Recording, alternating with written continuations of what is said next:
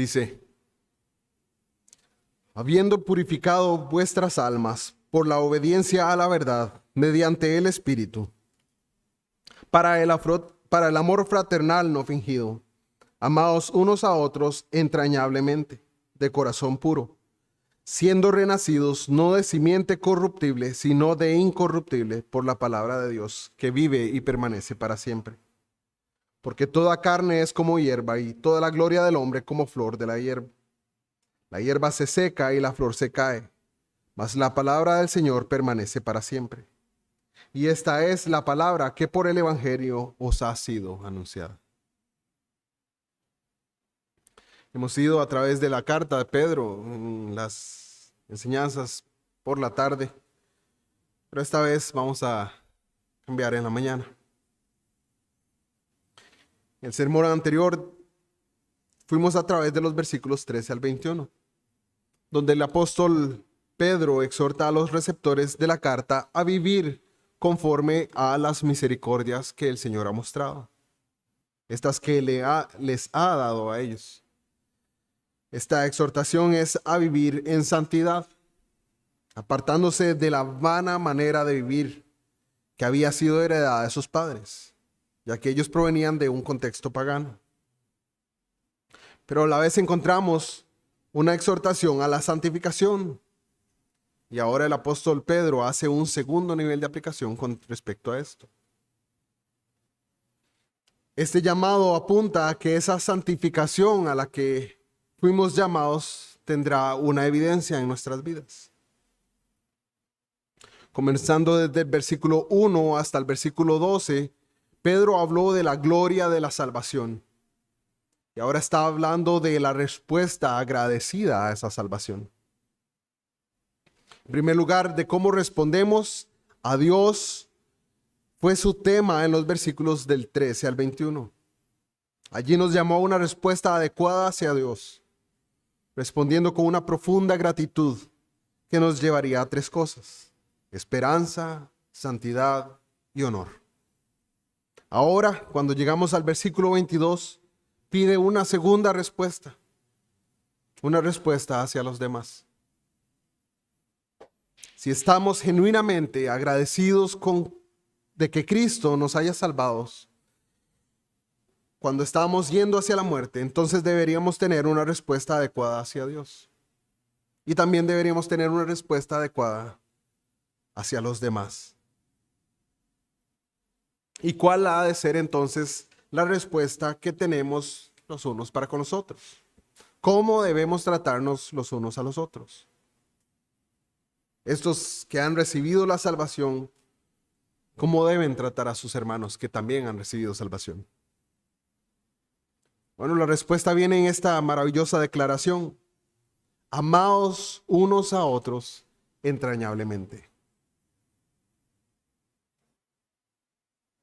Amaos los unos a los otros. Nuestra respuesta hacia Dios en el versículo 13 habla acerca de nuestra esperanza. En el versículo 15, de ser santos. Esas son respuestas correctas hacia Dios. Todo el camino cristiano tiene dos aristas. Una vertical, en obediencia hacia Dios, cómo nos dirigimos hacia lo que Él ha hecho. Pero hay una marca también en cómo nos dirigimos a aquellos que están horizontalmente al lado de nosotros.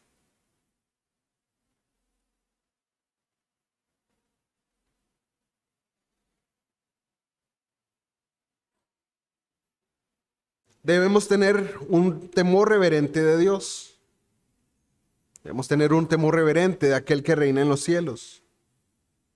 Pero con lo que respecta a los demás, es muy simple. Debemos amarnos unos a otros. Ese es el fruto apropiado de la salvación. Dios nos ha salvado. Dios ha transformado nuestras vidas. Entonces debemos evidenciar esa salvación en cómo tratamos a los demás. Habiendo purificado nuestras almas, dice el versículo 22, por la obediencia a la verdad, mediante el Espíritu, para el amor fraternal no fingido. Amados unos a otros entrañablemente de corazón puro. Este pasaje se dirige a los receptores de la carta y les recuerda de su conversión. No es por nada que se utiliza un participio que está en tiempo pasado, pero que significa también que sus almas no habrían sido capaces de recibir la gracia hasta haber sido purificadas. En medio de eso prueba algo que el Nuevo Testamento indica una y otra vez: la impiedad y el pecado de la humanidad, lo que conocemos como la depravación total. También debemos ver que en medio de ese pasaje hay un cierre a todo este capítulo. Hoy en día muchas sectas que se encuentran negando la Trinidad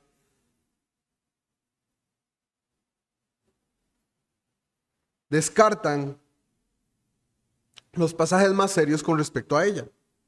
Pero vemos una y otra vez a través del Nuevo Testamento que el apóstol Pedro, en este caso, se encuentra testificando de la verdad que aprendió del Señor Jesucristo. Y nos deja claro el entendimiento de la obra trinitaria de Dios en la salvación y en la santificación. No podemos dejar de lado esta obra de Dios triuno. Dios se ha comprometido a llevar a cabo la obra de salvación de principio a fin en aquellos que Él ha escogido. Y por eso podemos verlo acerca de las tres personas de la Trinidad obrando en los creyentes. En el versículo 13 dice: por la misericordia del Padre.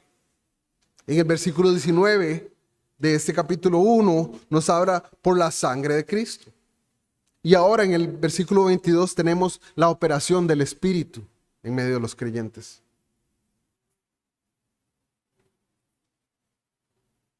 Una y otra vez las Escrituras nos hablan de este Dios triuno que ha llevado a cabo una obra. A través de numerosos sermones, de la lectura de la palabra, de la predicación del Evangelio, hemos visto que no hay méritos en nosotros o capacidad para poder salvarnos o para justificarnos a nosotros mismos. Pero tampoco había una capacidad para santificarnos. Prestamos atención a pasajes como 1 Corintios 1, 30 y 31.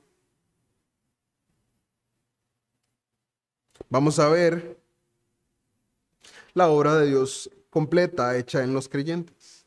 Dice: mas por Él estáis vosotros en Cristo Jesús, el cual nos ha sido hecho por Dios sabiduría, justificación, santificación y redención, para que, como está escrito, el que se gloría, gloríese en el Señor. Algunos podrían pensar que cuando este pasaje habla de habiendo purificado vuestras almas por la obediencia a la verdad, está hablando de una labor que se llevó a cabo personalmente. Pero no, vemos a través de todo el Nuevo Testamento que esta es una obra de Dios. En medio de nosotros, casi todos los creyentes presentes tendremos un recuerdo de cuando no éramos creyentes. Cuando nuestras acciones, por el deseo de nuestras almas, mostraban claramente que no habían sido purificadas.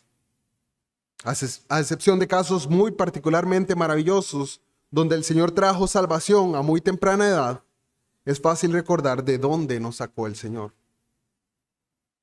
Esto no debe ser tomado con ligereza y mucho menos con jactancia, sino con vergüenza y con un entendimiento de que si no fuera por la gracia de Dios nos encontraríamos aún en esa condición miserable. Entender eso nos ayuda a dar la gloria a Dios por una salvación tan grande. El problema en nuestros días es que hay quienes, ya sea por error o motivados por el orgullo, comienzan a dar más gloria a sus pecados pasados que al Señor Jesucristo, quien los salvó. ¿Cómo podría suceder esto? Bueno, recordándolos constantemente sin un arrepentimiento o sin reconocimiento en la maravillosa gracia de Dios. Algunos pueden caer en el error anhelando o deseando volver atrás. Y eso no da la gloria a Dios. Eso es gloriarse en las obras pecaminosas en las cuales anduvieron en algún momento. Y de hecho suena muy parecido a lo que el pueblo de Israel hizo una vez siendo liberado de la esclavitud del desierto. Aquellos hombres que habiendo salido de Egipto, rescatados por la obra milagrosa de Dios, en la cual Él desplegó su poder y su gracia, una vez se encontraron en el desierto, se quejaron de la provisión constante de alimento de Dios. Se quejaron del maná en medio del desierto. Ese lugar donde sería casi imposible encontrar algún alimento. Hacían jactancia de la carne y las comidas que tenían en Egipto, estando en esclavitud, cuando realmente ni siquiera era así. Vamos a Números, capítulo 11, versículos 4 al 6.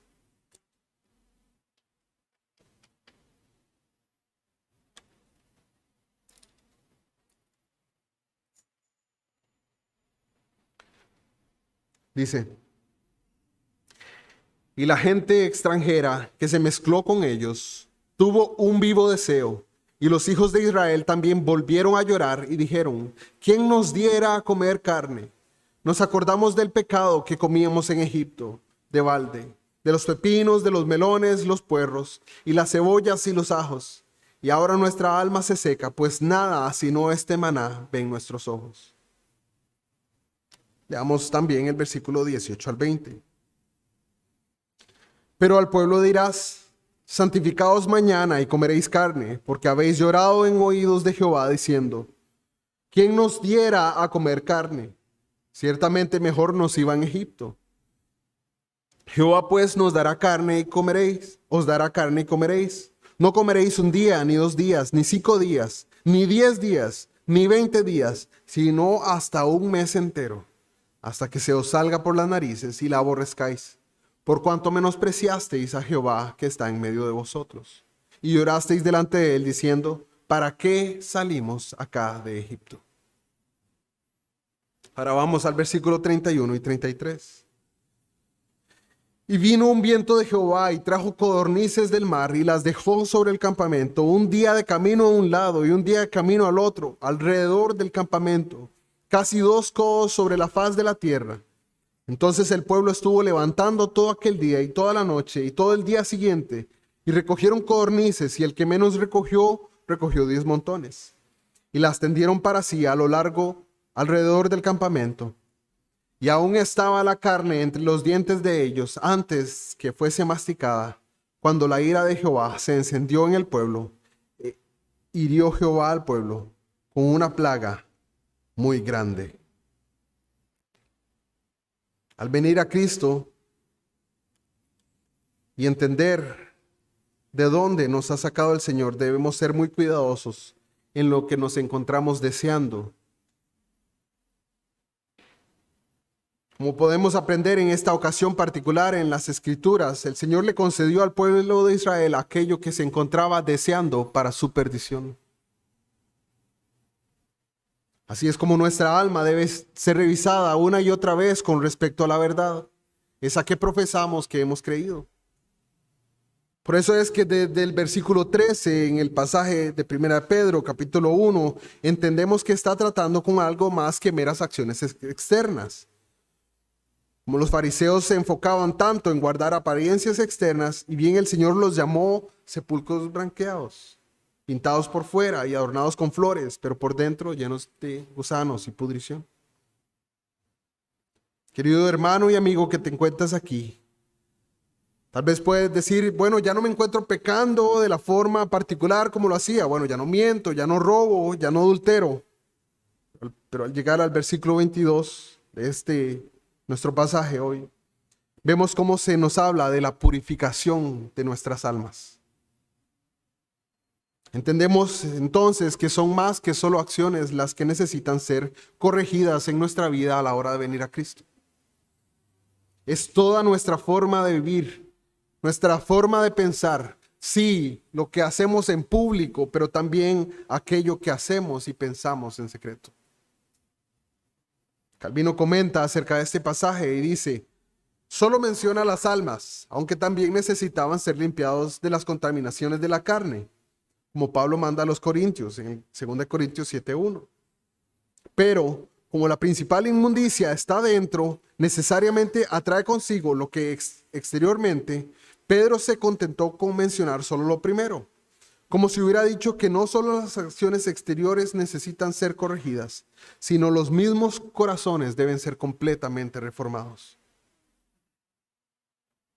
Esa purificación de nuestras almas es en obediencia a la verdad. Bueno, ¿a cuál verdad? En primer lugar, a la verdad del Evangelio.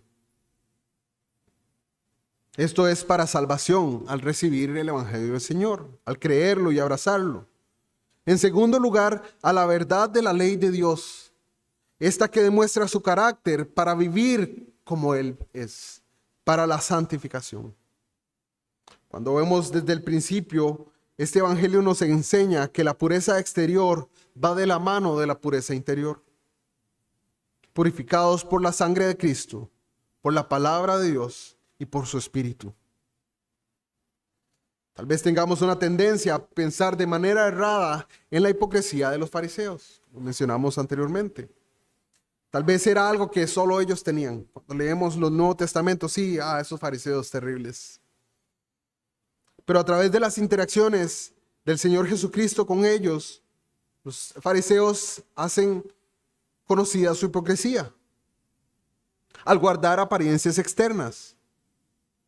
Esa hipocresía resplandece en la falta de sumisión a Cristo Jesús y a su palabra. Es en obediencia a la verdad, es en obediencia a la ley de Dios que está resumida en los 10 mandamientos. Este énfasis no es algo nuevo, no es algo que empieza a aparecer en el Nuevo Testamento, no es teología que nace de Pablo o de Pedro, o incluso no es teología que empieza con la encarnación del Señor Jesús. Es teología bíblica en todo el sentido de la palabra, y lo vemos desde el Pentateuco, donde son mencionados el corazón y el alma en los mandamientos con respecto al amor a Dios. Deuteronomio 6:5 nos dice: amarás a Jehová tu Dios de todo tu corazón y de toda tu alma y con todas tus fuerzas. En Éxodo 20:17 tenemos otro ejemplo. Dice: no codiciarás la casa de tu prójimo, no codiciarás la mujer de tu prójimo, ni su siervo, ni su criada, ni su buey, ni su asno, ni cosa alguna de tu prójimo. Y es ahí donde esto se conecta con la purificación de nuestras almas. Este pasaje es con respecto a nuestro prójimo, pero nos habla de aquellas cosas que están en secreto en nuestras almas. ¿Qué se encuentra en este momento, podrías decir, codiciando tu alma? ¿Es la carne, el pescado o las cebollas de Egipto? ¿Te encuentras codiciando aquellas fiestas, el alcohol, las amistades, el tiempo malgastado en vicios, en pleitos o contiendas?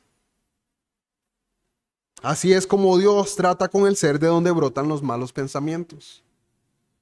El 10º mandamiento es una aplicación clara y práctica de que es del interior de nuestro ser de donde brotan los malos pensamientos, los malos deseos. Nuestra alma y corazón son los que han sido contaminados desde el pecado en Edén. Para eso necesitamos la ayuda del Espíritu Santo que vemos en la obra trinitaria de salvación. Es el Espíritu quien nos ayuda en nuestro diario vivir,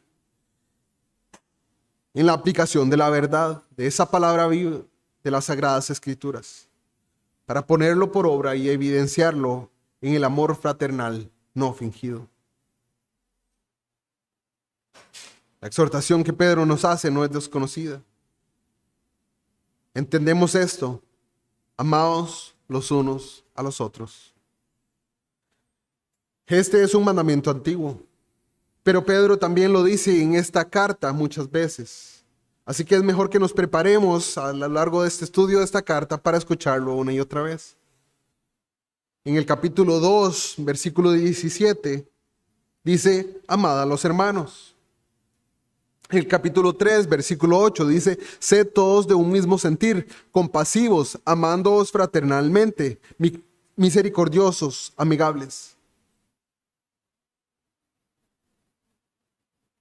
En el capítulo 4, el versículo 8 nos dice: y ante todo, tened entre vosotros ferviente amor, porque el amor cubrirá multitud de pecados.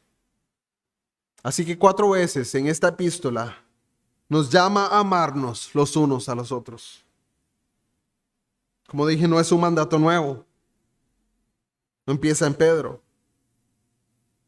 Es un mandato más bien que Cristo Jesús le había dado a Pedro. En Juan capítulo 13, versículos 34 y 35 también, nos recuerda que nuestro Señor le dijo: un mandamiento nuevo os doy. Era nuevo en aquel entonces la aplicación de este mandamiento: que os améis unos a otros como yo os he amado, dice el Señor. Que también os améis unos a otros. Pedro lo aprendió entonces con la enseñanza de su Señor. Y ahora se lo transmite a estos creyentes a través de su carta. Otros escritores del Nuevo Testamento repiten este mismo mandamiento que debe ser la marca de los creyentes. De hecho, Jesús dijo: en esto conocerán que son mis discípulos. Pablo en Romanos 12:10 nos dice: amaos los unos a los otros con amor fraternal, en cuanto a honra, prefiriéndoos los unos a los otros. También Filipenses capítulo 2 dice Pablo: teniendo el mismo amor, unánimes, sintiendo una misma cosa. O tal vez recordemos el primer versículo de Hebreos, capítulo 13, donde nos dice: permanezca el amor fraternal. La primera carta de Juan lo menciona en el capítulo 3, versículo 11. Y es un tema muy importante en esa carta. Dice: este es el mensaje que habéis oído desde el principio, que os amemos los unos a los otros. ¿Cuál mensaje es el que está haciendo referencia Juan? Bueno, de alguna manera Juan está referenciando al amor que no tuvo Caín por Abel. Este es un mensaje cristiano muy básico. Pedro lo dice, Pablo lo dice, el autor de Hebreos lo dice, Juan lo dice, todos ellos lo dicen porque el Señor Jesús lo dijo, aún antes de su encarnación. Si entendemos la escritura hebrea, entendemos el énfasis en la repetición.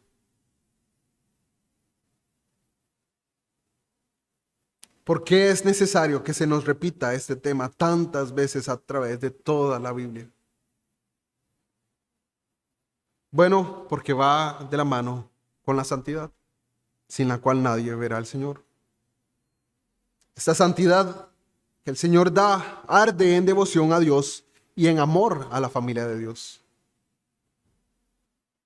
Vemos cómo en nuestros días el amor y la verdad son por lo general puestos en esquinas opuestas de un cuadrilátero, como si fueran enemigos que al enfrentarse solamente uno va a salir vencedor.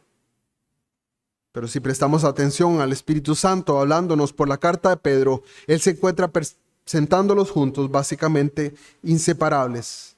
Y eso es lo correcto, porque ambos provienen de Dios, quien es verdad y amor.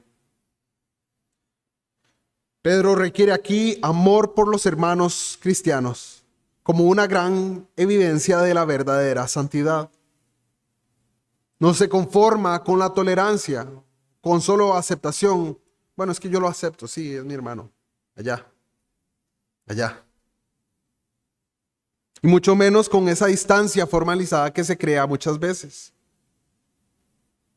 La exigencia aquí es de un amor sincero, sin pretensiones ni hipocresía. Incluso muchas veces la sinceridad no es suficiente. El amor que aquí se nos habla es amor profundo e intencional. Este amor profundo y sincero del que Pedro habla no es de ninguna manera un amor artificial. No es un amor externo, de un saludo. Este es un amor de hermanos, lo que une a las familias. Pablo encomienda a la iglesia de Tesalónica en el capítulo 4, versículo 9 de la primera carta a los tesalonicenses, diciéndoles Pero acerca del amor fraternal no tenéis necesidad de que os escriba, porque vosotros mismos habéis aprendido de Dios que os améis unos a otros. La iglesia de Tesalónica se encontraba santificándose. Se encontraba evidenciando esa santificación a tal grado que no era necesario que el apóstol los exhortara con respecto al amor fraternal. Tal vez digas, bueno, y sí, yo creo que debo amar a mis hermanos, pero ¿cómo puedo obtener ese amor? Pedro les escribe a personas que normalmente estarían divididas por los celos y los odios de su pasado. Algunos de estos eran judíos, otros eran gentiles. Incluso enemigos de mucho tiempo. Todo esto para unirlos en un amor familiar. Para esto Él los dirige a la única fuente del amor. El amor que une a los redimidos fluye del amor del Redentor. El amor cristiano es el amor de la gracia, es el amor de la compasión. Y para que aparezca tal amor, el orgullo y el egoísmo de nuestra separación de Dios deben ser removidos. Deben ser reemplazados por un corazón renovado de la gracia. Pedro muestra aquí cómo ambas necesidades deben ser satisfechas a través de la palabra de Dios, de las buenas nuevas del Evangelio, que es el medio que tanto de nuestro nuevo nacimiento como de nuestro crecimiento en santidad.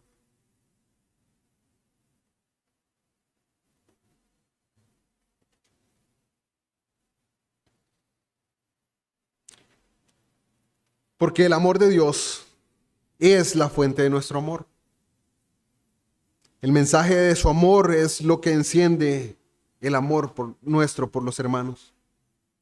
El amor cristiano puede verse evidenciado de alguna manera con un abrazo, con una muestra de cariño, con una mano de ayuda en tiempo de necesidad. Pero el amor cristiano no puede transmitirse o nacer en la otra persona de esa manera. Por más que lo intente, no puedo hacer nacer el amor de Cristo en otra persona por mi obra física. Puedo evidenciar el fruto de lo que Dios ha hecho en mí, pero no puedo hacer nacer el amor de Dios en esa persona a través de solo demostraciones del amor fraternal. Necesito hablar la verdad. Una frase común hoy en día es que todo lo que necesitamos es amor. Esa frase presume que es a través de esas demostraciones de amor y de cariño que todas las cosas van a estar bien. El mundo se va a solucionar. Todos los problemas van a estar bien. Ya no va a haber guerras, no va a haber nada a través de esas demostraciones de amor y cariño.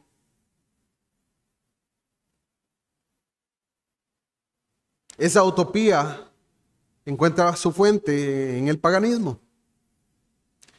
Y sí es cierto de alguna manera que todo lo que necesitamos es amor, no es el amor que el mundo quiere dar.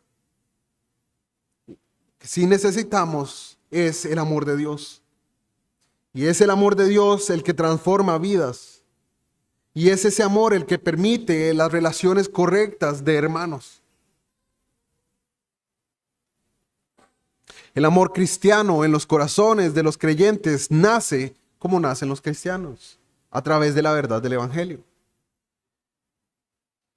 Lo que quita la malicia, el engaño, la hipocresía, la envidia, la calumnia de nuestro antiguo estilo de vida es la limpieza de nuestras almas a través, dice el pasaje, de la obediencia a la verdad de Dios. Veremos un poco más de esto cuando vayamos al capítulo 2, si Dios así lo permite. Pedro se dirige a quienes ya conocen esa limpieza. Ellos han sido nacidos de nuevo y ahora experimentan el verdadero amor de hermanos, porque se han purificado obedeciendo a la verdad. Entonces los exhorta a profundizar y fortalecer un amor que ya Dios les ha dado, un amor que ya tienen. Así como Pablo insta a los tesalonicenses a amar de forma que abundéis en ello más y más, como Dios les enseñó. La obediencia a la verdad de la que habla Pedro es la sumisión inicial a las exigencias del Evangelio. En la fe salvadora, la verdad de Dios es escuchada y atendida. No solo somos purificados por la palabra, nosotros también recibimos un nuevo nacimiento por la palabra viva de Dios. Y creo que todos aquí hemos escuchado una y otra vez el mandamiento: amarás a tu prójimo como a ti mismo. Erramos si creemos que cumplimos el mandamiento a hacer buenas obras por ellos, al solamente no hacerles mala cara o un gesto. Pero el Señor realmente nos exhorta al amor al prójimo. Cuando hablamos de esto, cuando vemos esto en Lucas capítulo 10, vamos a ese pasaje, Lucas 10, versículos 29 al 36.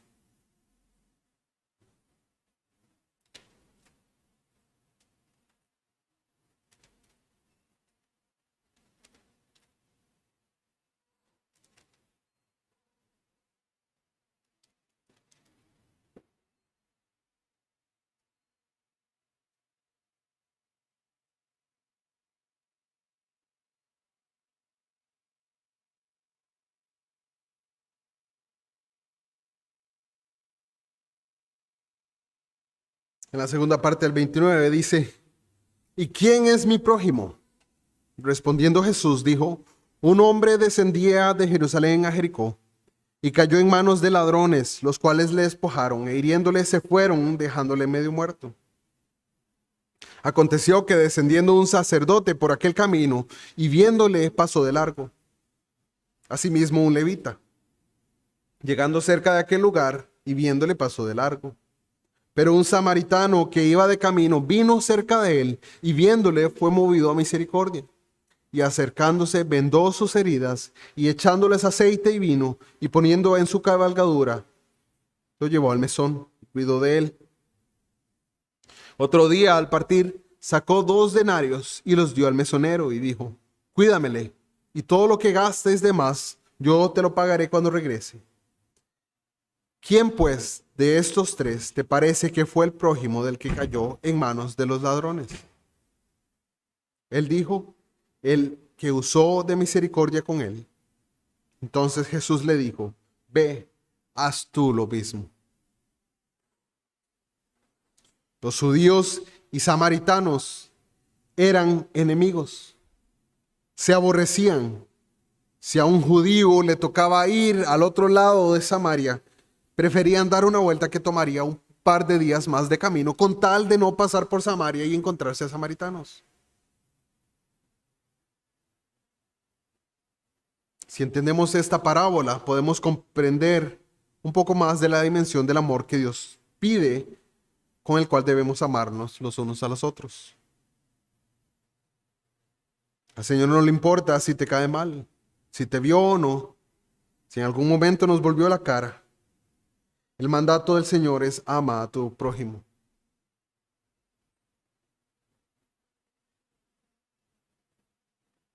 Algunos pasajes que nos hablan de forma práctica con respecto al amor a nuestros hermanos, podemos leerlos en Mateo 5:24. No vayan a él, voy a leerlo para ustedes. Mateo 5:23 y 24. Por tanto, si traes tu ofrenda al altar y allí te acuerdas de que tu hermano tiene algo contra ti, deja allí tu ofrenda delante del altar y anda, reconcíliate primero con tu hermano, entonces ven y presenta tu ofrenda. Debemos ver y entender la magnitud de las cosas que el Señor nos pide con respecto al amor de los hermanos. Sí. Tu ofrenda no será recibida si tú no arreglas la situación con tu hermano. No importa la cantidad.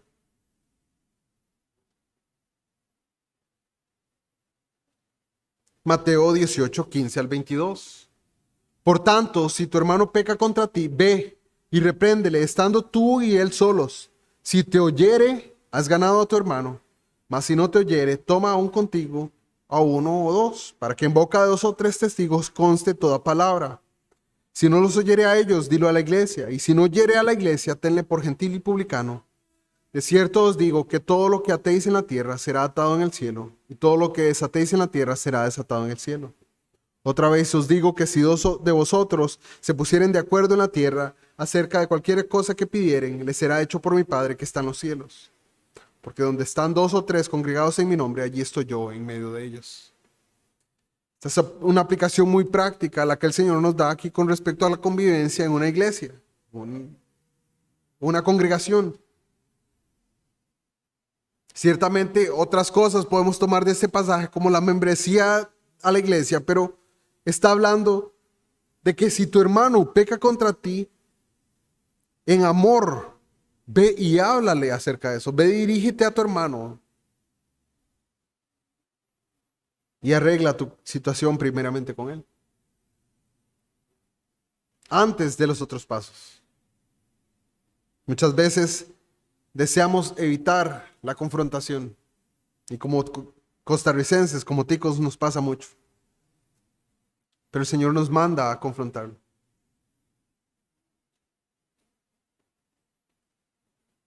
Al final de ese pasaje, Pedro se acerca y le dice al Señor: Señor, ¿cuántas veces perdonaré a mi hermano que peque contra mí?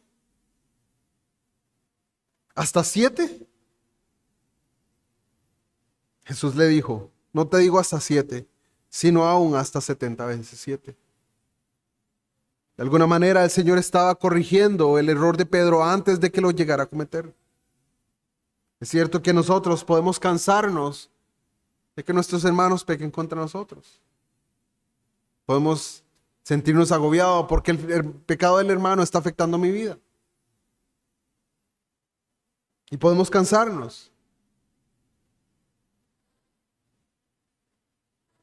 Pero el llamado del Señor es perdonarlos una y otra y otra y otra vez, mientras haya esa disposición para pedir perdón.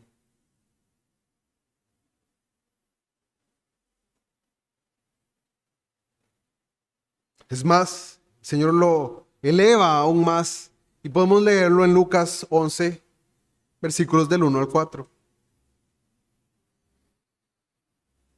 Aconteció que estaba Jesús orando en un lugar, y cuando terminó, uno de sus discípulos le dijo: Señor, enséñanos a orar, como también Juan enseñó a sus discípulos. Y les dijo: cuando oréis, decid: Padre nuestro que estás en los cielos, santificado sea tu nombre. Venga tu reino, hágase tu voluntad, como en el cielo, así también en la tierra. El pan nuestro de cada día, dánoslo hoy. Y perdónanos nuestros pecados, porque también nosotros perdonamos a todos los que nos deben. Y no nos metas en tentación, mas líbranos del mal. Y ahí vemos donde el cielo se encuentra con la tierra.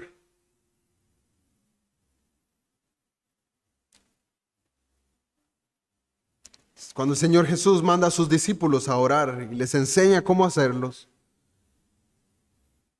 les recuerda que deben pedir al Señor que perdone sus pecados. Pero lo une a la forma en cómo nosotros perdonamos a aquellos que han pecado contra nosotros. Está ahí, está en esa oración. No podemos pensar que el Señor va a dejar pasar de lado el hecho de que tengamos enemistades entre nosotros. Perdónanos nuestros pecados, porque también nosotros perdonamos a los que nos deben. Es cierto que es difícil amar a la familia. Y no que sea fácil amar a los de afuera, pero con la familia hay ciertos detalles que lo hacen particularmente difícil. Uno es que nos conocen y saben lo que nos molesta. Es mucho más fácil quedarles bien a los de afuera porque no conocen tanto de nosotros. No creas que el Señor puso a los hermanos que tienes aquí por casualidad. El Señor los puso aquí como medio de santificación de tu vida. Una y otra vez, los creyentes a tu alrededor son el campo de aplicación y práctica de nuestro caminar cristiano. Hechos capítulo 2, versículo 42, es un pasaje muy interesante. Dice, y perseveraban en la doctrina de los apóstoles, en la comunión unos con otros, en el partimiento del pan y en las oraciones. Ese pasaje se encuentra referenciando a la perseverancia de la vida cristiana y señala varias cosas que son necesarias en medio de ese perseverar. Una es la doctrina de los apóstoles, la enseñanza bíblica. Otra es el partimiento del pan, que es la cena del Señor. Las oraciones también son mencionadas. Pero también nos menciona que la comunión unos con otros es parte de esa dádiva de Dios a la iglesia para perseverar. No podemos evitar esa comunión. Debemos buscarla, debemos propiciarla, particularmente el día del Señor.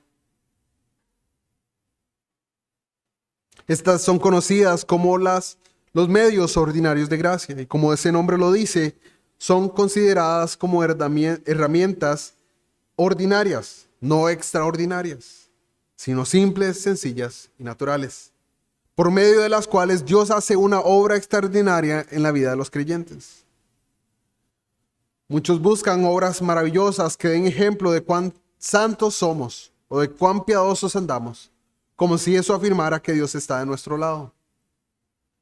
Pero vemos que una y otra vez, después de la regeneración, lo que Dios ha dejado son cosas ordinarias que llevarán gloria a su nombre. Por medio de ellas crecemos en santidad. Estos son los medios ordinarios de gracia, a través de los cuales Dios obra extraordinariamente en las vidas de su pueblo.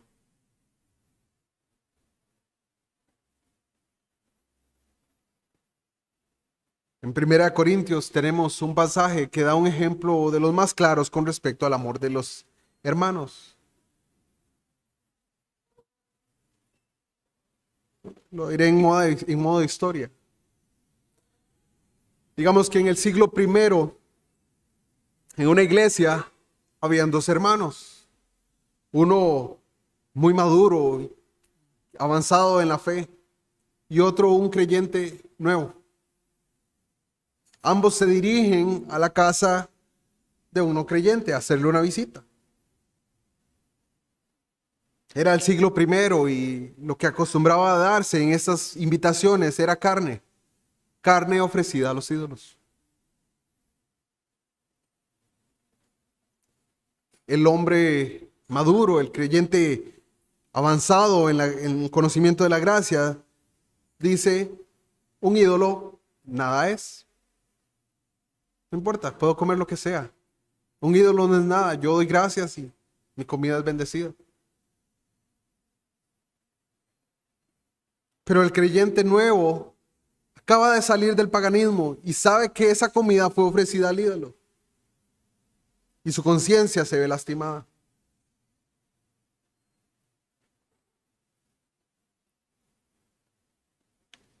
El hombre, el creyente maduro, en su madurez, dice, mejor me abstengo y no como esa comida, porque sé que va a ser tropiezo para mi hermano. Diga, bueno, pero tal vez este hombre que nos ha invitado va a sentirse rechazado porque no comemos su comida que fue ofrecida a los ídolos. Bueno, este creyente maduro, este hombre maduro en la fe va a decir, bueno, amo más a mi hermano que lo que tengo que quedarle bien a este otro.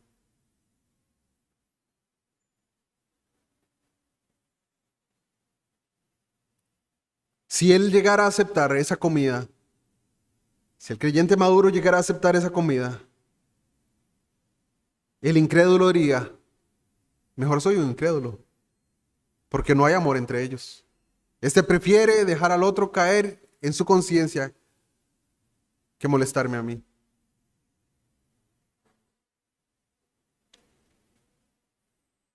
Una vez más en Juan capítulo 13, versículo 35. Vamos a este pasaje.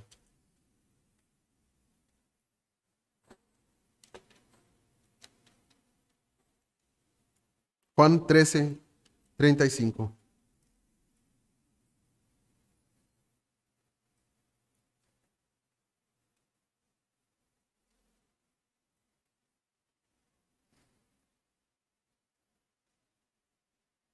En esto conocerán todos que sois mis discípulos, si tuvieres amor los unos con los otros.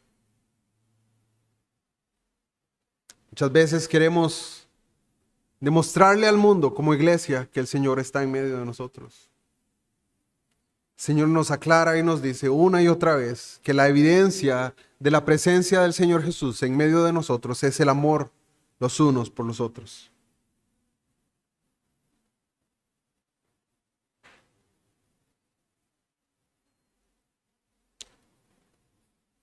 Hermanos, no hay escapatoria a este mandamiento.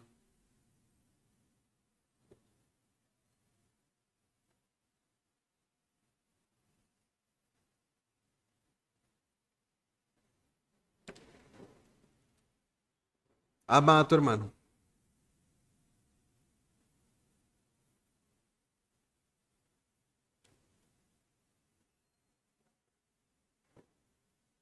Cuenta una historia de un hombre que estaba a punto de separarse de su esposa. Este busca entonces consejo con su pastor. Le dice, estoy en esta condición, estoy a punto, ya no soporto, ya no puedo más. Pero el Señor te ha mandado, le dice el pastor, a amar a tu esposa. Sí, pero ya no, ya no. Bueno, ok, le dice. ¿Y qué tal?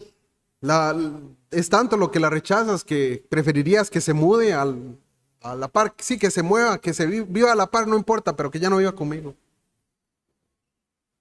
Entonces sería tu vecina. Sí, sí, sí. El Señor te llama a amar a tu vecino. La palabra en inglés es la misma. Bueno, no, entonces no, yo la verdad es que lo que quiero hacer es aborrecerla. Bueno, entonces la consideras tu enemiga. Sí, sí, es mi enemiga. Bueno, el Señor te manda a amar a tu enemigo. Hermanos, no hay escapatoria. Ama a tu hermano. Vamos a orar. Señor y Dios nuestro, gracias damos por la oportunidad que nos das de venir a tu palabra. Gracias por la bendición que es para nosotros el ser exhortados al amor y a las buenas obras, a través de tu verdad y a través de la comunión con los hermanos. Permite que estas tus palabras auxilien nuestras vidas a creer y a confiar en ti, a buscarte con denuedo y a saber que a través de la obra de tu Espíritu es que somos santificados para fruto. Guíanos, Dios, en esta mañana y sea tu nombre exaltado en medio de nosotros. En el nombre de Jesús.